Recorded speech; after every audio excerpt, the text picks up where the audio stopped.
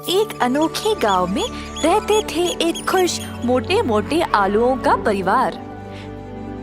परिवार में थे 4 सदस्य, मम्मी आलू, डैडी आलू और 2 भाई टिंकू, चिंकू।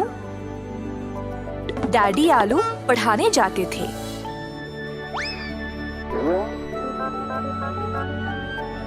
और मम्मी आलू जड़ी बूटियों की दवाई बनाती थी। टिंकू चिंकू का ख्याल भी रखती थी। टिंकू चिंकू रोज साथ साथ खेलते और जब जरूरत तब किसी की भी सहायता करते थे।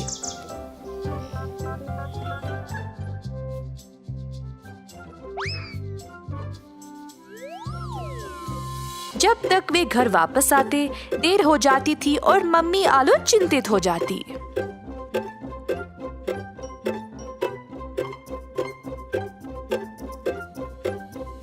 एक दिन टिंकू चिंकू खेलने निकले। जल्दी थकावट की वजह से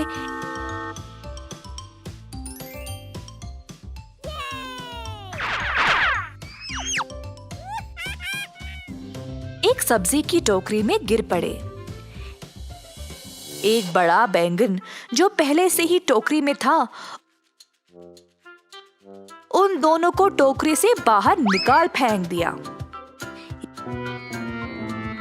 ये टोकरी केवल बैंगनों के लिए है, तुम्हारे लिए नहीं। टिंकू और चिंकू जमीन पे पड़े रोने लगे क्योंकि बैंगन ने उनको निकाल फेंका। हमें नहीं पता था कि ये टोकरी आपकी है। हा हा हा, तुम्हें क्या पता? क्या तुम मुझ जैसे लंबे हो ये सब जानने के लिए?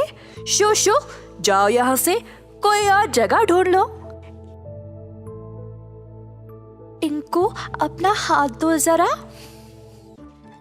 हाँ हाँ, ये लो मेरा हाथ।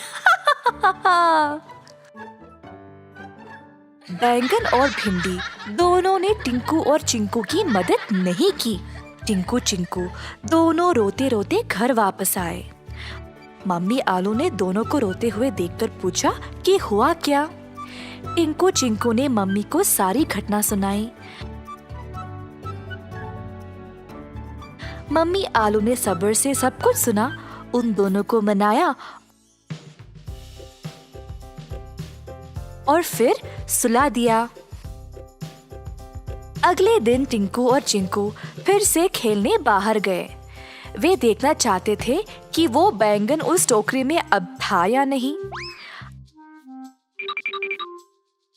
अंदर झांक के देखा तो टोकरी में कोई नहीं था, पर उनको किसी की रोने की आवाज सुनाई दी। टोकरी के पीछे देखा तो बैंगन वहां बैठे अकेला रो रहा था। बैंगन भाई, क्या हुआ? क्यों रो रहे हो? हम तुम्हारी सहायता करेंगे, बस बोलो कि क्या हुआ। मेरी मैया बीमार है और मुझे नहीं पता मैं क्या करूं, इसीलिए रो रहा हूँ। फिर दोनों आलुओं ने बैंगन के साथ उसके घर गए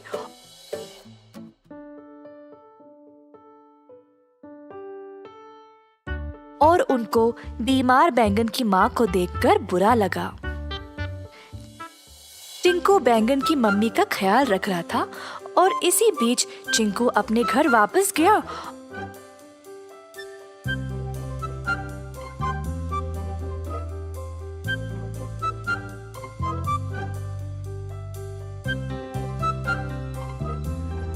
और उनके लिए एक उचित दवाई लाई।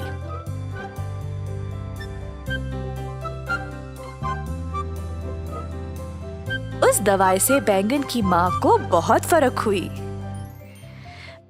बैंगन हैरान था कि कैसे टिंकू और चिंकू ने उसकी मदद की। बैंगन के इतना रूखा होने के बावजूद भी दोनों आलू भाइयों ने उसको मेहरबानी दिखाई। उस दिन से बैंगन ने अपना रवैया बदला और अपने दोस्तों को भी यही सिखाया। जल्द सब सब्जी टिंकू और चिंकू की तरह उपकारी बन गए।